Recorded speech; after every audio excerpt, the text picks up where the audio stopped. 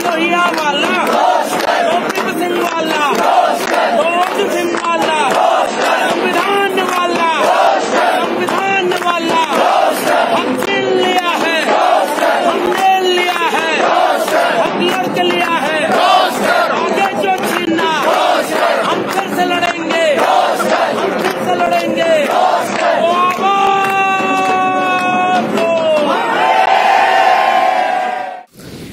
साथियों, आज का दिन पूरे मुल्क के लिए बहुत ऐतिहासिक दिन है।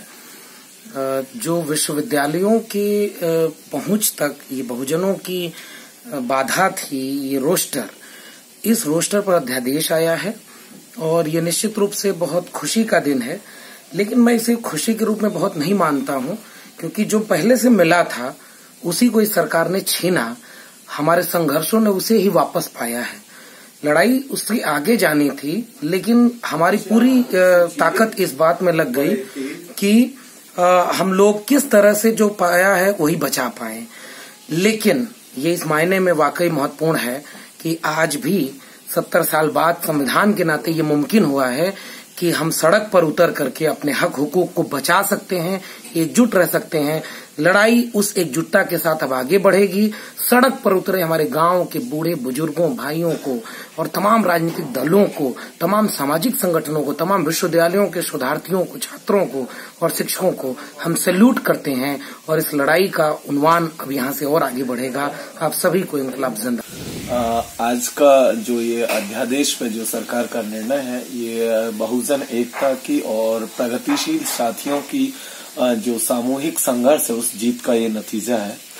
और उसके साथ साथ इस जीत ने जो एक संदेश देश भर में दिया है वो ये दिया है कि अगर हम लोग एकजुट होकर के पूरी यूनिटी के साथ अगर हम लोग लड़ते हैं और ईमानदारी के साथ लड़ते हैं तो हम इस सरकार को जो है बैकफुट पर धकेल भी सकते हैं। एक ऐसी सरकार को हम लोगों ने चुनौती दी थी जो कि सुप्रीम कोर्ट की आड़ में ये पूरा का पूरा खेल कर रही थी, मनुवादी सिस्टम को लाना चाह रही थी और सामाजिक न्याय की हत्या करना चाह रही थी। तो आज हमने उसको बैकफुट पर धकेला है। ये हम सबके सामूहिक संघर्ष का नतीजा है और उसी का ये परिणाम है। इस जीत ने जो चीज सुनिश्चित की है वो ये है कि विश्वविद्यालयों में जिस तरीके से हकमारी की जा रही थी बहुजनों की, वो हकमारी आगे अब जारी नहीं रह सकती है। उसके साथ साथ जो है एक ब्रॉडर यूनिटी हम लोगों को देखने को इस संघर्ष के बाद मिलेगी।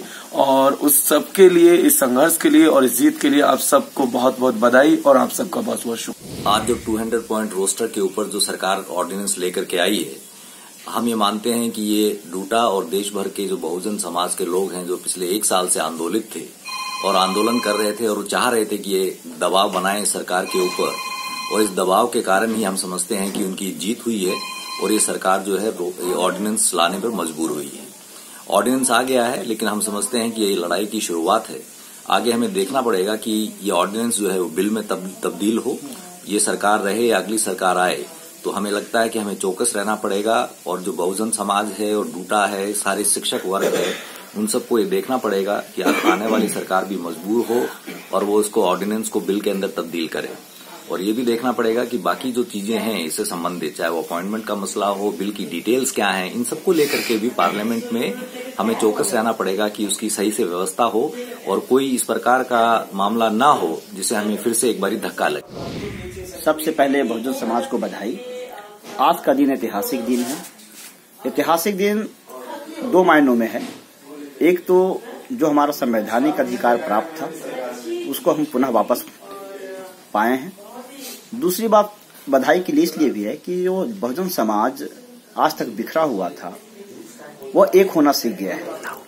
खास करके आपने देखा होगा पिछले साल 2018 में 2 अप्रैल को और 2019 में 5 मार्च को जब बहुजन समाज एक होकर सड़कों पर उतरा बाबा साहब के उस मंत्र के साथ कि शिक्षित बनो, संगठित बनो और संघर्ष करो।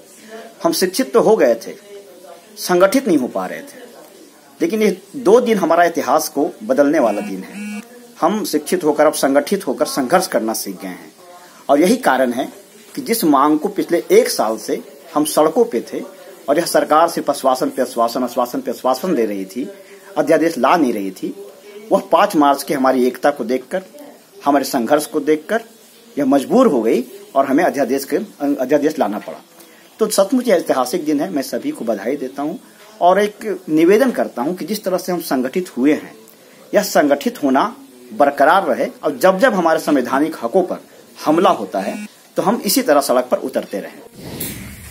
देखिए, एक लंबे संघर्ष के बाद, लगभग साल भर के संघर्ष के बाद आज सरकार ने 200 पॉइंट पर अध्यादेश लाई है, जिसकी जानकारी हम लोगों को टीवी और अन्य स्रोतों के माध्यम से पता चला है। यह अच्छी बात है और उन तमाम तबकों को इसके लिए साधुवाद देना चाहिए जो इसके लिए लगे हुए थे। एक तरह से नागरिक आंदोलन था, नागरिकों ने किया था और कई संस्थाओं और संगठनों ने इसमें भागीदारी की थी।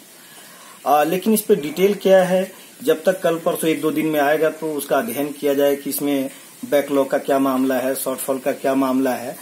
बट फिलहाल जिस तरह से ये एक रिलीफ हुआ है, यह एक बहुत बड़ी बात है और हम इसके आगे मतलब तय करेंगे बैठ करके कि आगे क्या किया जाए, किस तरह का है और फिर नियुक्तियां कैसे हो, तमाम मसले हैं, वो बात की बात होगी। क्योंकि 2-4 दिन के बाद जो है आचार संहिता आने वाला है, चुनाव आने वाला है, तो देखा जाएगा उसके बाद। फिलहाल इतना और सबको इसके लिए मुबारकबाद है, हम यही कहना चाहेंगे इस वक्त। देखिए, आज 200 पॉइंट पर जो अध्यादेश आया है, सरकार का यह निर्णय साफ बताता है कि जन आंदोलन कभी असफल नहीं होते। ये डरी हुई सरकार, ये झूठी सरकार, ये चुनाव के मद्देनजर और डूटा एवं तमाम शिक्षक संगठनों, तमाम सामाजिक न्याय प्रिय जो दल हैं, राजनीतिक दल हैं, उनके दबाव में जो 5 तारीख का भारत बंद किया गया था, उसके वजह से आज वह मजबूर हुई है ऑर्डिनेंस लाने पर। लेकिन अब देखना यह है कि इस ऑर्डिनेंस को आने वाली सरकार, उन पर भी जिम्मेदारी बनती है कि इस ऑर्डिनेंस को बिल का रूप कैसे दिया जाए। हमारे आंदोलन की यह पहली जीत है, आरंभिक जीत मैं मानता हूं और मैं मानता हूं कि यह आंदोलन तब तक चलता रहेगा जब तक यह निर्णायक मोड़ पर नहीं पहुंच जाए।